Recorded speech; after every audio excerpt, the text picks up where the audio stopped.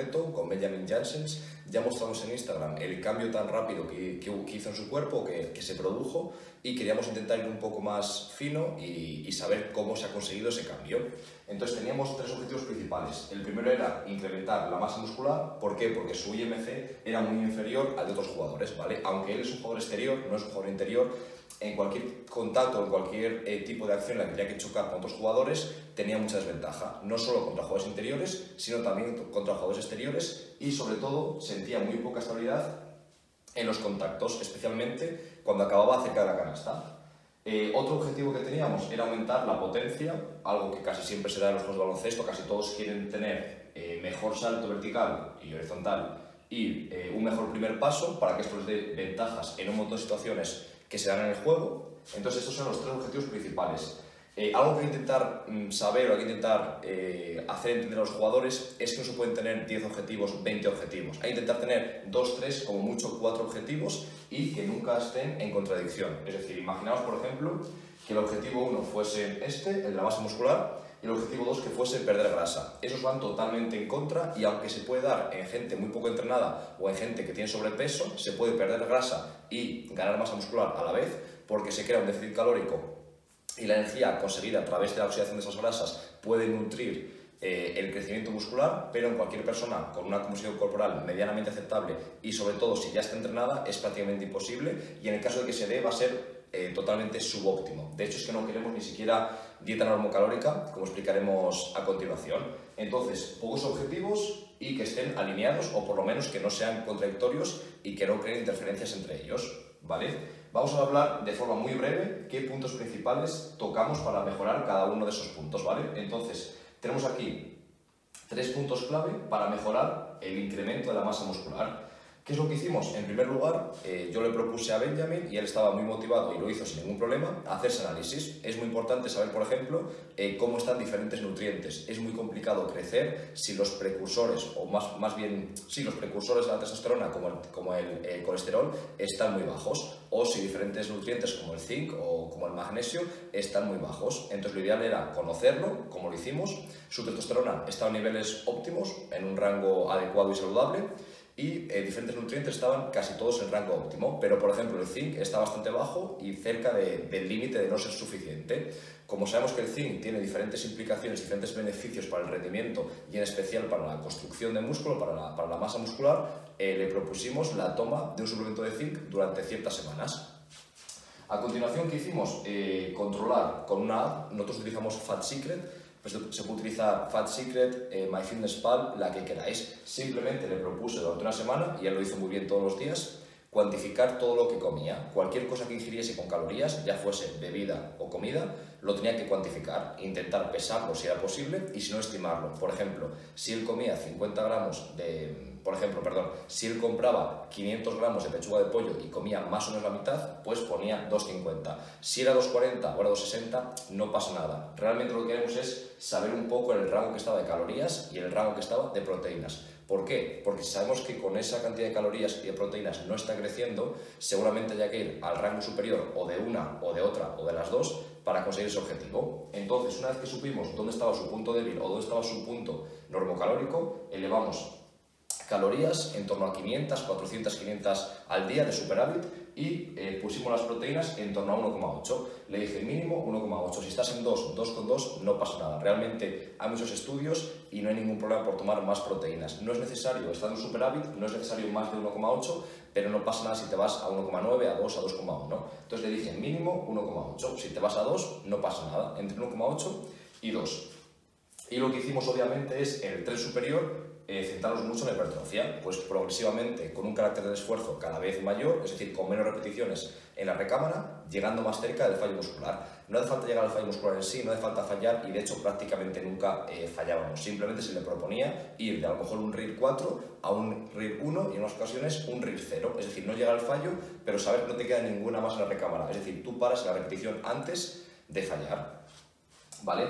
Esto en cuanto a tren superior. En el tren inferior nos centramos muchísimo en fuerza máxima, pero más neuromuscular, y un montón de... Aquí no lo he dicho, pero es que en el tren inferior hicimos el test de fuerza-velocidad y tenía un déficit enorme de fuerza. Es decir, era un jugador que con cargas bajas está bastante bien neuromuscularmente, pero con cargas moderadas ya cantaba, es decir, comparado con otros jugadores ya era peor, y con cargas altas no había color, es decir, no podía aplicar fuerza cuando había mucho peso, había mucha carga sobre él. Entonces en el tren inferior íbamos mucho más hacia el aspecto neuromuscular, fuerza máxima neuromuscular, intentar aumentar esa fuerza relativa, y luego trabajo de potencia, RCD, todo ese tipo de manifestaciones que hablaremos un poco más adelante. Entonces, en el tren superior, resumimos, era balance calórico positivo, ingerir más calorías de la que estamos gastando, en torno a 500 de superávit, proteína mínimo 1,8, y luego entrenamiento de hipertrofia, obviamente el estímulo que le demos a ese músculo para que crezca. ¿Qué hicimos para conseguir mejorar la estabilidad en los contactos? Intentamos trabajar ese gesto en sí, como es lógico, es decir, trabajar finalizaciones ante perturbaciones. Un ejercicio muy típico es este que os mostramos aquí, en el que un jugador intenta acabar cerca de la canasta y otro le puede golpear con un escudo, con un fútbol, como queráis. Intentamos chocar contra alguna fuerza externa y tener éxito en la ejecución a pesar de ese tipo de contacto. También intentamos aumentar la corpulencia, ¿cómo? Con el punto 1, lo que hemos mostrado aquí. Y también intentamos aumentar la fuerza de estabilidad del tren inferior. En algunas ocasiones, como este jugador, no se debía esa inestabilidad solamente al tren inferior, sino también al tren superior, que era mucho más débil que sus rivales. Pero en casi todas las ocasiones, en parte esa inestabilidad viene del tren inferior, del core, de la cadera, de las piernas. Cuando no tienen fuerza o equilibrio unipodal y bipodal o bipodal en posiciones asimétricas, obviamente es muy difícil resistir que alguien te choque. Entonces lo que intentamos es que fuese mucho más fuerte, tanto en gestos unipodales como bipodales asimétricos, como por ejemplo lunge. En cuanto eso ocurrió, se sintió mucho más fuerte y mucho más seguro en todo este tipo de situaciones, tanto chocando mientras conducía como finalizando cerca de la canasta ante interiores que le golpeaban o incluso que le hacían falta, ¿vale? Y para mejorar este último aspecto, que es algo que queremos para cualquier jugador de baloncesto, da igual su peso, su altura, su categoría, queremos que tengan mejor salto vertical, horizontal y también un mejor primer paso. Lo que hicimos fue mucho trabajo de pliometría, tanto extensiva como intensiva, intentando priorizar al principio la extensiva para producir esa resiliencia articular y muscular, y poco a poco que la progresión fuese un poco mayor hacia intensiva, pero siempre jugando con ambas. Extensiva se refiere a hacer saltos con poca altura, por ejemplo, el 40% o el 50% de la máxima, pero con muy poco tiempo de contacto, buscando esa reactividad. Y en cambio intensiva siempre busca el 100% de la altura, dependiendo del salto que nos interese, pero siempre buscamos el 100% de la intensidad. Obviamente el volumen de una y de otra no puede ser igual, y en la extensiva priorizamos el volumen, en la intensiva priorizamos la intensidad o la calidad. ¿Vale? RFD, Rate of Force Development, básicamente a lo que se refiere es ese ratio de desarrollo de fuerza, es decir, cuánta cantidad produces de fuerza por unidad de tiempo. No solo nos interesa producir una fuerza enorme, una cantidad enorme, sino en cuánto tiempo la conseguimos producir. Entonces proponíamos diferentes rangos. Empezamos, por ejemplo, como decíamos, que tiene un déficit de fuerza máxima. No solo nos valía trabajar esa fuerza máxima con todo el tiempo que necesitase su cuerpo, aunque también lo hacíamos, sino que luego proponíamos un peso bastante pesado, es decir, al final aquí lo que queríamos era que hiciese fuerza y que ese levantamiento durase menos de 500-600 milisegundos en el tren inferior. Realmente, si trabajáis fuerza, estos gestos son ya pesados, es decir, no es un peso muy ligero. Tú eres capaz de cargar bastante pesado y tardar 600 milisegundos. Entonces fue lo que proponíamos con él. Trabajo en esa línea, siempre moviéndolo lo más rápido posible. Hacíamos lo mismo con entre 250 y 300 milisegundos, súper específico de baloncesto. Muchísimos esfuerzos se dan en esa cantidad de tiempo, entonces hay que intentar ser muy explosivo cuando tienes ese tiempo disponible. Pero también proponíamos esfuerzos de menos de 100 milisegundos. Yo he testado con mis jugadores el tiempo de contacto para machacar y muchas veces está rondando incluso más por debajo de 100 milisegundos. Entonces intentamos trabajar drop jump, diferentes contenidos similares al drop jump para aplicar fuerza lo más rápido posible, y toda esa fuerza que estamos ganando con más tiempo disponible, intentar aplicarla cuando hay muy poco tiempo disponible. Entonces de esta forma tenemos RCD en diferentes rangos de movimiento y ser fuerte en diferentes puntos del perfil de la pendiente de fuerza-velocidad, aunque al principio priorizamos la fuerza, pues tiene un déficit enorme de fuerza este jugador, ¿vale?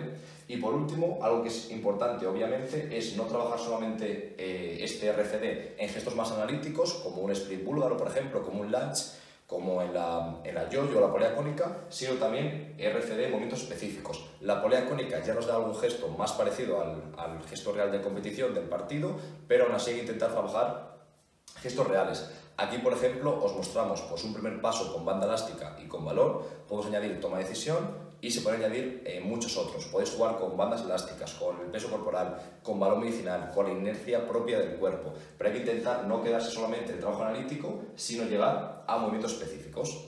Si te ha gustado el vídeo, dale a me gusta, puedes compartirlo con otras personas a las que les pueda ayudar y puedes hacerlo saber en comentarios. Eso nos animará, y seguiremos creando contenido